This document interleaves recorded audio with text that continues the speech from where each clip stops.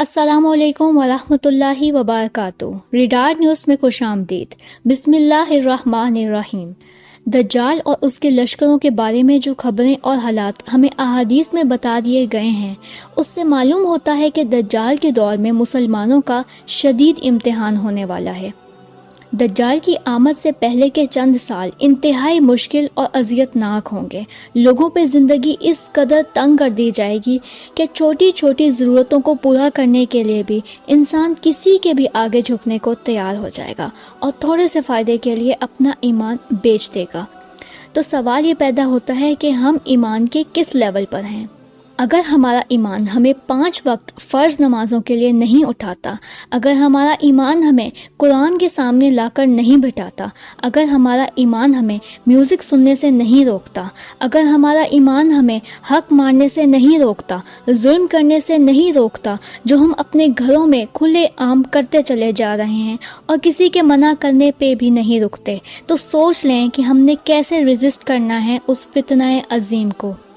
اور آپ کا کیا خیال ہے کہ تمام امت مسلمہ دجال کے ماتھے پہ کافر پڑھ کر اسے دجال سمجھ لیں گے؟ تو کیا آج مرد حضرات سودی کاروبار نہیں کر رہے، یہ جانتے ہوئے بھی کہ یہ اللہ اور رسول کے خلاف اعلان جنگ ہے؟ کیا ان حالات میں ذخیرہ اندوزی نہیں ہوئی، چیزوں کو مہنگے داموں پر نہیں بیچا گیا؟ کیا اسلامی جمہوریہ پاکستان میں شراب کو فیشن سمجھ کر نہیں پیا جاتا؟ کیا Valentine day, Halloween, Diwali, Christmas, Holi وغیرہ کو سیلیبریٹ نہیں کیا جاتا؟ اور کیا ہمارے ملک میں girl friend boy friend culture کو زنا سمجھا جاتا بھی ہے یا نہیں؟ اور ابورشن جیسے کبیر ترین عمل کو کسی کھاتے میں رکھا جاتا بھی ہے یا نہیں؟ کس کو نہیں معلوم ان تمام امور کے حرام ہونے کا؟ کس کو نہیں پتا کہ یہ سب غلط ہے؟ ان تمام کاموں کو پروفٹ، فیشن اور یولو کے لبادے میں لپیٹ کر ہمارے ذہنوں میں انڈیل دیا گیا ہے کہ برائی بھی اب ہمیں برائی نہیں لگتی۔ ہمیشہ ایسا نہیں ہوتا کہ دشمن اپنی دشمنی دکھا کر ہم پر وار کرے۔ محبت اور ہمدردی کے نام پر بھی دشمنی کی جاتی ہے، اور سب سے زیادہ نقصان بھی اسی دشمنی پر ہوتا ہے، کیونکہ سب سے زیادہ انسان اپنی عقل کو محبت، ہمدردی اور عقیدت کے نام پر ہی سلا دیتا ہے۔ اور یہاں لفظ عقیدت پر خاص غور کریں، کیونکہ ہم خواتین کرامتوں کی بہت شوقین اور اس پر یقین کرنے والی ہوتی ہیں۔ اگر کوئی جادوگر بھی خود کو پہنچا ہوا ولی اللہ کہہ کر دم کا نام استعمال کر کے جادو کرتا ہے اور اس میں شیطانوں کو پکارتا ہے، اور اس کالے جادو کے اثر سے ہماری آنکھیں خلاف حقیقت چیزوں کو دیکھنے لگ جاتی ہیں، تو ہم اسے بھی بابا جی کی کرامت سمجھ کر فوراً اس کی عقیدت میں اپنی عقلوں کو موت کے گھاٹ اتار دیتے ہیں۔ اور کیا آج ہم خواتین ہی ان پیروں فقیروں کے پاس ساس، بہو یا شوہر پر جادو کروانے نہیں جاتی، یہ جانتے ہوئے بھی کہ جادو کرنا اور کروانا حرام ہے؟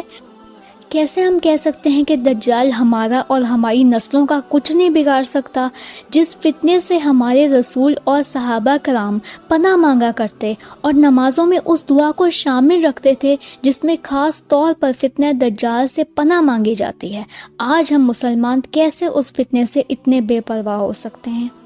میں اکثر سوچا کرتی تھی کہ یہ یہودی اتنی لانگ ٹرم پلاننگ اور تیاری کیسے کر لیتے ہیں، اور ہم مسلمان کیوں نہیں کر پاتے، جبکہ سب سے سچی کتاب قرآن پاک ہمارے پاس ہے اور امام الانبیاء ہمارے رسول ہیں، اور ہم مسلمان، ہمیں کسی چیز کی پرواہ ہی نہیں ہے۔ آج یہودی ہمارے رسول کے فرامین پڑھ کر پوری دنیا میں گدگد کے درخت لگا رہے ہیں، اور ہم مسلمانوں نے خود پر رسول اللہ صلی اللہ علیہ وسلم کے امتی ہونے کے ٹائٹل کو ہی کافی سمجھ لیا ہے، اور ہم تمناؤں پہ زندگی گزار رہے ہیں۔ کیا شفاعت اتنی آسانی سے مل جائے گی؟ جو لوگ اس امید پر نان پریکٹسنگ مسلم بن کر جی رہے ہیں کہ بغیر کسی محنت اور مشقت کے شفاعت ان کی جھولی میں ڈال دی جائے گی، تو وہ سورہ فرقان میں رسول اللہ صلی اللہ علیہ وسلم کا یہ بیان ضرور سن لیں جو وہ قیامت کے دن اپنی ہی قوم کے خلاف دیں گے، اور وہ بیان انہی کی امت کے خلاف گواہی ثابت ہوگا۔ سورہ فرقان میں آتا ہے کہ رسول اللہ صلی اللہ علیہ وسلم قیامت کے دن فرمائیں گے، اے میرے رب، میری قوم نے اس قرآن کو بالکل چھوڑ رکھا تھا، کیا آج یہ حال نہیں ہے؟ کیا آج ہم نے رسول کے پیغام کو نہیں چھوڑا ہوا؟ کیا جواب دیں گے ہم حشر کے دن کہ جوانی کن کاموں میں گزار کے آئے؟ کیا عذر دیں گے ہم کہ ہمارے پاس دین سیکھنے کا، سمجھنے کا اور پریکٹسنگ مسلم بننے کا ٹائم اس لیے نہیں تھا کیونکہ میرے کاروبار وسیع پیمانے پر پھیلے ہوئے تھے، یا میری ڈیوٹی 9 to 5 تھی، یا میں PhD کی اسٹوڈنٹ تھی؟ آج اس وبا سے مر گئے تو کیا لے کر جائیں گے؟ ہماری زندگیاں اتنی پری آکوپائڈ کیوں ہیں؟ ہم نے خود کو اپنی خواہشات کے پیچھے بھاگتے ہوئے اتنا مصروف کر لیا ہے کہ ہمارے پاس ٹائم ہی نہیں ہے کہ ہم اسلام کی سربلندی کے بارے میں سوچ سکیں اور اس پر کام کر سکیں۔ اور جہاں تک ہم خواتین کا تعلق ہے تو ہم خواتین کے ذہنوں کو ساس بہو نند بھاوج کے خلاف سازشوں اور اس کے زیر اثر ملنے والے دکھوں پر رونے دھونے سے فرصت ملے تو ہم امت کے اندر بہتری لانے کا سوچ سکیں۔ اور امت کے اندر بہتری لانا تو بہت دور کی بات، آج ہم اپنی اولاد سے غافل ہیں۔ آج ہمیں یہ نہیں معلوم کہ ہماری اولاد کیا دیکھتی، کیا سنتی اور کیا کرتی ہے۔ تو کب علم حاصل کریں گے ہم؟ کب ہم علم اپنے بچوں کو سکھائیں گے؟ کیا ہم جانتے ہیں کہ ہمارے چھوٹے بچوں کی کارٹونز کے ذریعے کیسے مائنڈ پروگرامنگ کی جا رہی ہے؟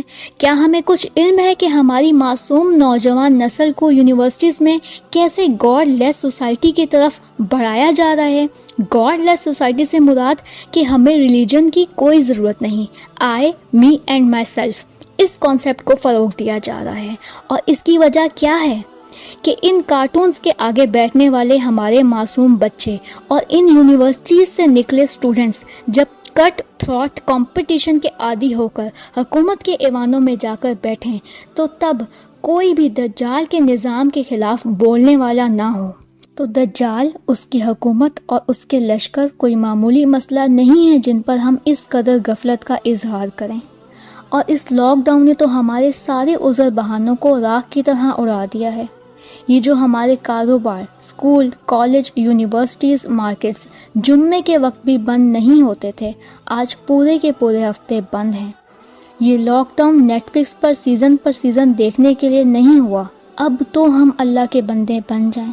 تو ہمیں اس جہالت اور غفلت کے اندھیروں کو ختم کرنا ہے ہدایت اور علم کا چراغ جلا کر۔ یہ کام صرف میرا نہیں ہے، یہ کام آپ کا بھی ہے۔ علم بھی حاصل کرنا ہے، اس پہ عمل بھی کرنا ہے اور اسے عام بھی کرنا ہے، اور اس علم کو حاصل کرنے میں ہماری ٹیم آپ کا ساتھ دے گی۔ انشاءاللہ اگلی ویڈیوز میں دجال کے بارے میں تفصیلی بات کی جائے گی۔ تب تک اپنا بہت خیال رکھیں۔ افواج پاکستان پائندہ باد، پاکستان تا قیامت زندہ باد۔ السلام علیکم ورحمۃ اللہ وبرکاتہ۔